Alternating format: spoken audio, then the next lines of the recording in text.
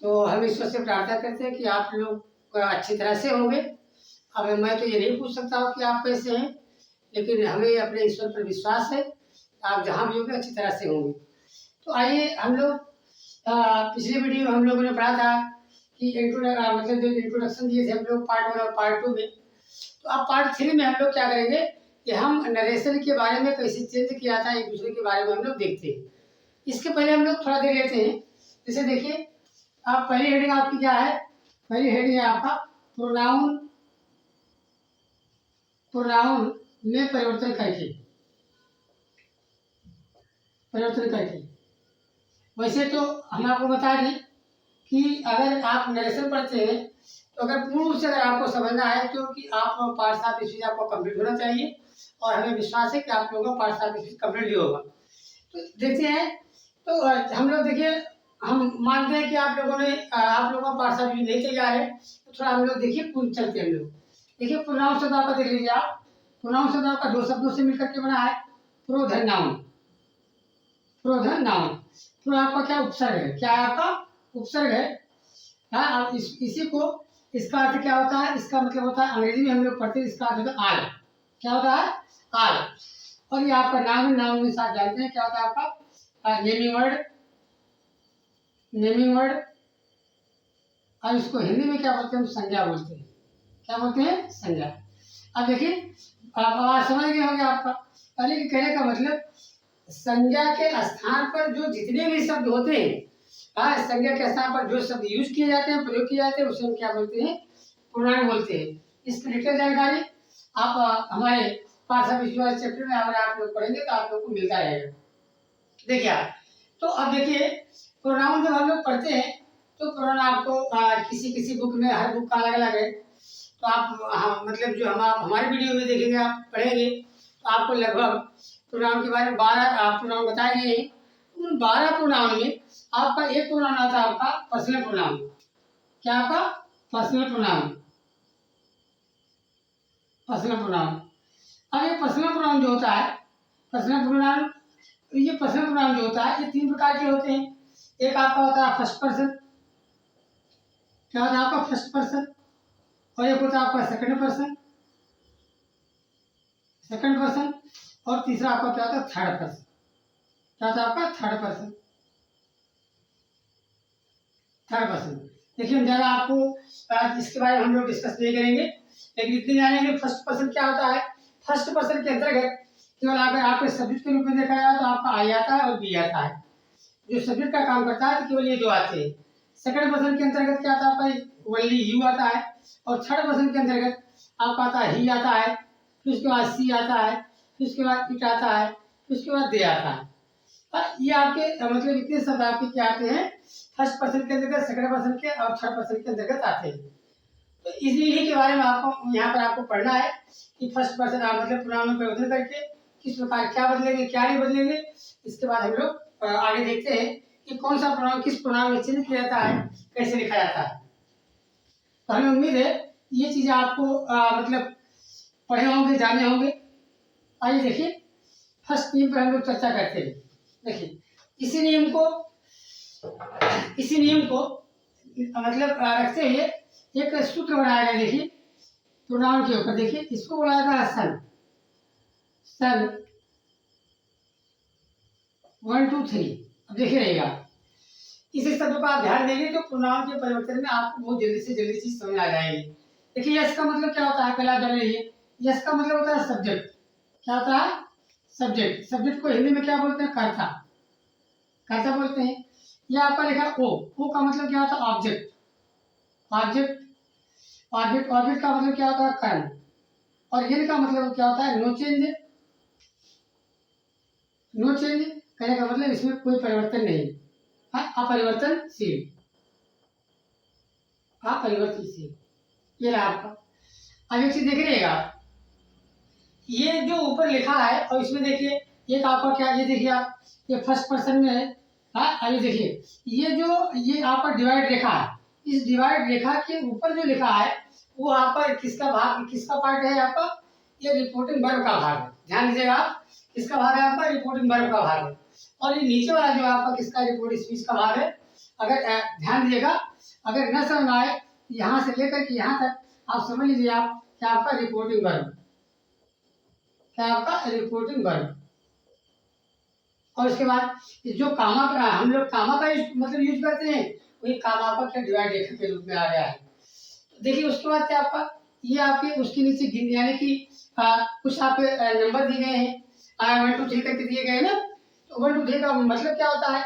अब ये आपका क्या रिपोर्ट स्पीच वाला है, कौन सा पार्ट है आपका रिपोर्ट स्पीच, देख लीजिए आप रिपोर्टेड स्पीच का भाग है। देखिए मैं उन विद्यार्थियों से ज़्यादा से ज़्यादा मैं रिक्वेस्ट करूँगा कि जो हमारे विद्यार्थी ये कमेंट करके नरेशन हमें मतलब पढ़ाने के लिए आप लोग उत्साहित किए हैं, तो उन बच्चों को उन भाइयों को मैं उनसे रिक्वेस्ट करता हूँ कि आप लोग ये चीज़ को ध्यान से देखिएगा। देखिए ये आपका क्या रिपोर्ट है यानी कि रिपोर्टिंग वर्ब वाला पार्ट, और ये रहा आपका रिपोर्ट स्पीच वाला भाग। देखिए वन का मतलब क्या हुआ आपका फर्स्ट पर्सन, क्या हुआ आपका फर्स्ट पर्सन। फर्स्ट पर्सन इसके अंतर्गत कौन आता है, मैंने आपको बताया था आई आता है और कभी कभी बी आता है। सेकंड पर्सन के उसके बाद क्या है, इसका टू का मतलब क्या आता है सेकंड पर्सन, सेकंड पर्सन इसका मतलब क्या होता है, इसके अंतर्गत क्या आता है आपका यू आता है। और ये आपका तीसरा नंबर जो आता है आपका क्या आता है थर्ड पर्सन, थर्ड पर्सन। और इसको जो आता है ही आता है, और सी आता है, इट आता है, और उसके बाद क्या आता है दे आता है। एक इन्हीं पर आधार को देखना है, इन्हीं के आधार पर आपको समझना है कि जो ये लिखा है सन लिखा है, फिर उसके बाद क्या लिखा है 1 2 3 लिखा है। बच्चे छोटे छोटे बच्चे इसको क्या बोलते हैं सन बटा 123 बोलते हैं। तो आप भी जैसे आपको याद करने की आपकी जैसी शैली हो आप वैसे आप याद कीजिए आप। तो एक चीज और ध्यान रहेगा, मतलब ये एज ए जानकारी एज नॉलेज, और अगर आप नॉलेज लेना चाहते हैं तो आप देखिएगा, अगर ये इंग्लिश का रूल्स है, अगर किसी शब्द का पहला अक्षर और दूसरा अक्षर तीसरा अक्षर सारे के सारे अक्षर अगर वो कैपिटल लेटर में लिखे गए हैं, तो आप हमेशा समझ रहिएगा कि ये किसी शब्द का शॉर्ट नेम है। ध्यान दीजिएगा, अगर ये तीनों यानी कि सारे अक्षर उस शब्द के सारे अक्षर अगर कैपिटल लेटर में लिखे गए हैं, इसका मतलब है किसी का शॉर्ट नाम है। अगर उसमें कैपिटल स्मॉल दोनों का प्रयोग किया गया, इसका मतलब कोई शब्द है जिसकी कोई ना कोई मीनिंग होती है। अब इसमें क्या ऐसी कोई मीनिंग नहीं होती, जैसे देखिए लिखा है एक एग्जाम्पल लिखिए आप, लिखा है WHO, एक शब्द आपका ये है और एक शब्द आपका WHO। देखिए दोनों में अंतर, यहाँ देखिए ये तीनों आपके देखिए बड़े लेटर में लिखे गए हैं। तो यहाँ पर W का मतलब क्या होगा वर्ड हेल्थ ऑर्गेनाइजेशन, ऑर्गेनाइजेशन। और ये आपका देखिए क्या लिखा, ये रहा आपका हु, क्या रहा हु का मतलब क्या होता है आपका खोल। ये अब देखिए दोनों में अंतर, वैसे यहाँ पर देखिए तीनों एस भी कैलकुलेटर में, ओ भी कैलकुलेटर में, एन भी कैलकुलेटर में। तो यहाँ पर सन शब्द लिखा है, यहाँ पर आप सन का अर्थ आप पुत्र से मत लगाइएगा, यहाँ पर तीनों कैलकुलेटर में लिखा करने का मतलब ये किसी का संक्षिप्त नाम है। तो आइए हम लोग ये चर्चा करते हैं फिर। देखिए अब हम लोग नियम पर पहले चर्चा करते हैं। देखिए रूल्स नंबर 1, नियम नंबर 1, नियम नंबर 1 क्या आपका, यदि रिपोर्टिंग वर्ब सॉरी यदि रिपोर्टेड स्पीच, यदि रिपोर्टेड स्पीच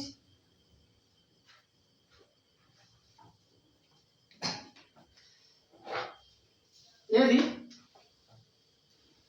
रिपोर्टेड स्पीच का सब्जेक्ट फर्स्ट पर्सन में हो, फर्स्ट पर्सन यानी कहने का मतलब आई बी, फर्स्ट पर्सन में हो, तो इनडायरेक्ट बनाते समय, इनडायरेक्ट बनाते समय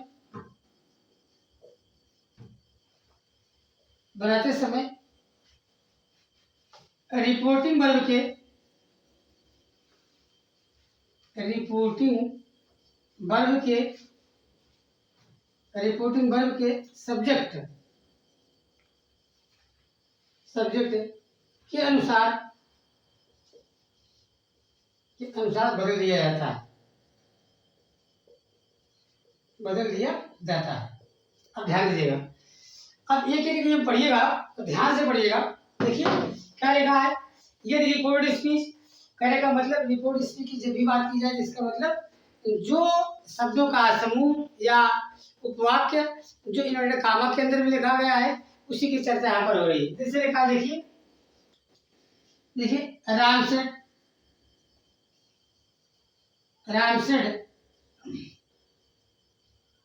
आई गो टू स्कूल। ये आपका वाक्य, गो टू स्कूल। देखिए अब यहाँ आपको देखना है, अभी आपको क्या बताया गया, ये आपका यहाँ से लेकर के यहाँ तक आपका क्या रिपोर्टिंग वर्ब है, और यहाँ से लेकर के यहाँ तक आपका क्या यहाँ तक रिपोर्टिंग वर्ब है, और यहाँ पर क्या रिपोर्ट स्पीच है। अब रिपोर्ट स्पीच का करता, देखिए यदि रिपोर्ट स्पीच का सब्जेक्ट आपका क्या आई है, ये आपको पहले नियम बताया गया है। का सब्जेक्ट क्या हो, फर्स्ट पर्सन में हो, फर्स्ट पर्सन में आपका है, तो किसके अनुसार बदला जाता है, रिपोर्टिंग वर्ब के सब्जेक्ट के अनुसार बदला जाता है। रिपोर्टिंग वर्ब का सब्जेक्ट क्या आपका, राम। आप देखिए राम, आप इसमें जो करते हो आप लिखिए, कोई परिवर्तन नहीं करेंगे आप, राम से लिखिए, आप कामों बढ़ा करके क्या लिखेंगे, आप दैट लिखेंगे। अब ये बार आपको देखना है, देखिए ये आपका राम जो है ये क्वेश्चन पुल्लिंग करता है, ध्यान दीजिएगा। आपको क्या आपका ये क्वेश्चन पुल्लिंग करता है, इसका मतलब ये क्वेश्चन पुल्लिंग करता है, यहाँ पर भी लिखा जाएगा।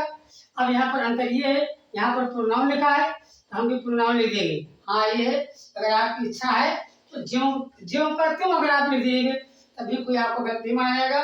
लेकिन ये है कि किसी नाम को बार बार लिखने से ये बात प्रकट होती है कि हम लोगों को क्या है, एक शब्द के अलावा दूसरा शब्द हमको नॉलेज नहीं है। तो यहाँ पर क्या लिखा है, आपको आई लिखा है, और यहाँ पर जब लिखेंगे तो आई के सामने क्या जाएगा, ही हो जाएगा। ध्यान दीजिएगा, ही किसके लिए लिखा गया है, राम के लिए लिखा गया है। किसके लिए, राम के लिए। हाँ ये चीज और अच्छी बात है, अगर आप चाहें तो राम को इधर लिख दीजिएगा, ताकि आपको मतलब जाहिर है कि ही किसके लिए लिखा गया है, राम के लिए लिखा है, यहाँ पर लिख दीजिएगा।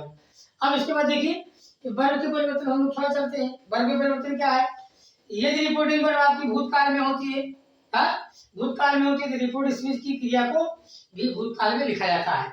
अब ये देखिए आपका किसमें है, आपका ये प्रेजेंट इंडेफिनिट में, पास्ट में चेंज कर देंगे। यहाँ पर क्या लेंगे आप, गो का सेकंड फॉर्म क्या होता है, बेंड, क्या होता है आपका, बेंड, और कद्यों करते हो आप उतार सकते हैं। ये रहा आपका फर्स्ट नेम का एग्जाम्पल। अगर आपको कुछ कंफ्यूज लगता है, आप इसी का स्क्रीनशॉट लीजिए, उसके बाद तब हम आपको जो एक और एग्जाम्पल के द्वारा हम बताते हैं।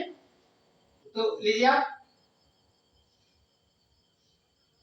चलिए तो हम लोग आगे देखते हैं, एक एग्जाम्पल से और देख लेते हैं, तो हम लोगों का जो कहीं हमारे मन में जो को संदेह होगा वो दूर ही हो जाएगा। देखिए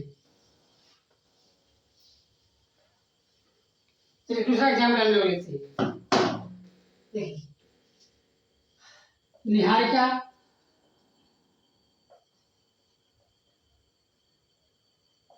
निहारिका सेड टू आश्रमिका,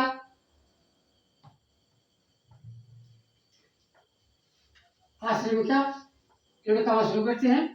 देखा आई या बी लिखते हैं, ये आपका फर्स्ट पर्सन में है, बी आर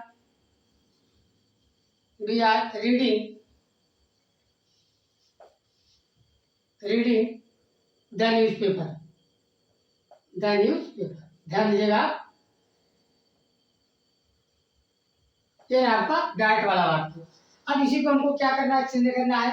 अब एक चीज को देख लीजिएगा, हम पहले ही बता चुके हैं आपको, अगर सेट के बाद टू आता है तो सेट टू को किससे बदलेंगे, हम टोल में बदलेंगे। क्या लिखा आप,